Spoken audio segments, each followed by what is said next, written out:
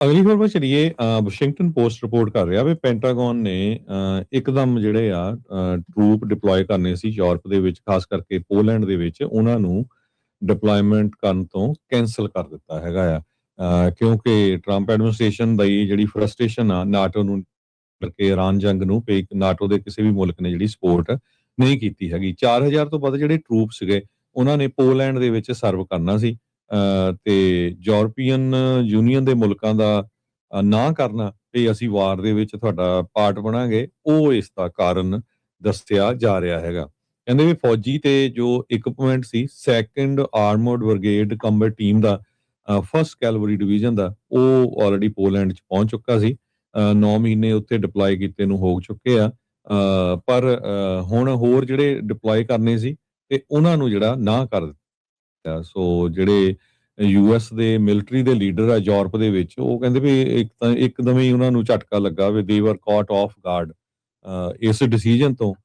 ਪਈ ਜਿਹੜੀ defence department ਆ ਉਹ ਹੋਰ ਸਮਾਨ ਤੇ ਫੌਜੀ ਉੱਥੇ ਨਹੀਂ ਭੇਜ ਰਹੇ ਹੈਗੇ। 4000 ਤੋਂ ਵੱਧ ਫੌਜੀ ਤੇ ਹੈਵੀ ਵਹੀਕਲਸ, ਜਿਨ੍ਹਾਂ ਦੇ ਵਿੱਚ ਐਬਰਾਮ ਟੈਂਕ ਸੀਗੇ, ਬ੍ਰੈਡਲੀ ਫਾਈਟਿੰਗ ਵਹੀਕਲ ਸੀਗੀਆਂ, ਉਹ ਉੱਥੇ ਡਿਪਲੋਏ ਕਰਨੀਆਂ ਸੀਗੀਆਂ।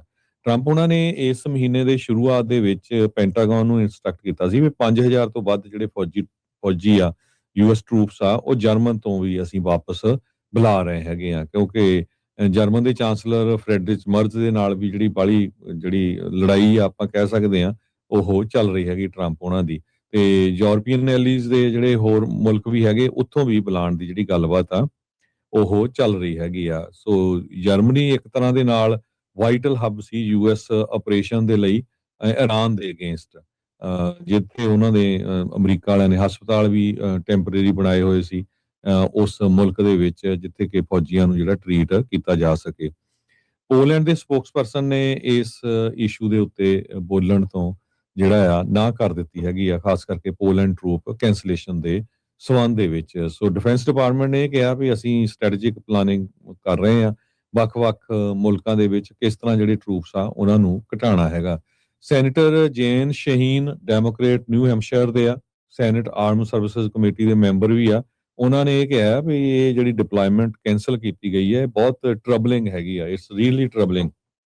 ਇਹ ਰਿਪੋਰਟਰਸ ਨਾਲ ਉਹਨਾਂ ਨੇ ਗੱਲਬਾਤ ਕਰਦੇ ਹੋਏ ਦੱਸਿਆ ਹੈਗਾ। ਸੋ ਉਹਨਾਂ ਨੇ ਕਿਹਾ ਵੀ ਯੂਰਪੀਅਨ ਐਲਾਈ ਜੋ ਆ ਉਹ ਸਾਥ ਦੇ ਰਹੇ ਆ ਯੂਕਰੇਨ ਦਾ ਰਸ਼ੀਆ ਦੇ ਅਗੇਂਸਟ, ਤੇ ਜੇ ਤੁਸੀਂ ਉਹਨਾਂ ਦਾ ਸਾਥ ਨਹੀਂ ਦਿਓਗੇ ਤੇ ਫਿਰ ਯੂਕਰੇਨ ਦੇ ਵਿੱਚ ਜਿਹੜੀ ਸਿਚੁਏਸ਼ਨ ਆ ਉਹ ਕਾਫੀ ਬੈਡ ਹੋਊਗੀ ਤੇ ਰਸ਼ੀਆ ਵਾਲੇ ਉਹਨੂੰ ਟੇਕ ਓਵਰ ਕਰ ਸਕਦੇ ਹੈਗੇ ਆ।